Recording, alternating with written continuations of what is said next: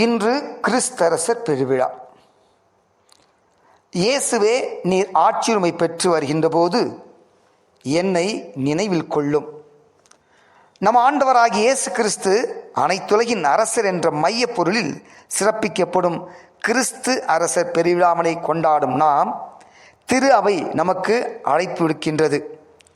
அரசர் என்பதற்கும் அரசுரிமை என்பதற்கும் புதிய விளக்கம் கொடுக்கின்றார் இயேசு.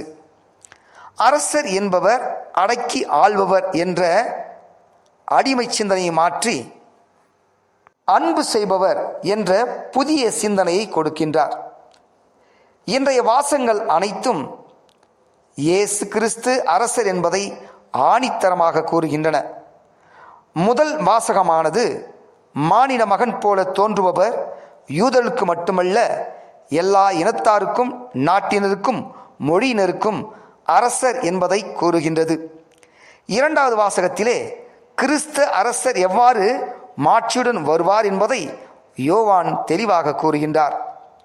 அனைத்திற்கும் முத்தாய்ப்பாக நற்செய்தி வாசகத்தில் நீ யூதரின் அரசனா என்ற பிலாத்துவின் கேள்விக்கு எனது ஆட்சி இவ்வுலகை சார்ந்தது அல்ல என்று பதில் கூறுவதன் மூலம் மக்கள் எதிர்பார்த்திருந்த அரசர்தான் அவர் என்பதை இயேசு ஏற்றுக்கொள்கின்றார்.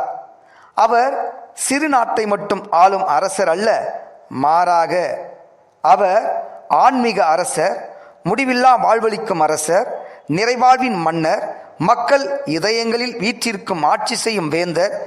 எனது ஆட்சி இவ்வுலகை சார்ந்தது அல்ல என்பதை விளக்குகின்றார். போட்டியும் பொறாமையும் பழிவாங்கலும் சுரண்டலும் ஊழலும் நிறைந்த இவ்வுலக ஆட்சி நின்று முரண்பட்டு நிற்பவர் நமது கிறிஸ்து அரசர். உண்மைக்கு சாட்சியம் கூறுவதே என் பணி என்று கூறிய கிறிஸ்துவின் அரசு இவ்வுலகில் பரவிட உழைப்பதே நம் கடமை என்பதை உணர்ந்தவர்களாக நீதியின் அரசு மலர இதோ நாம் பாடுபடுவோம், அதற்காக மன்றாடுவோம்.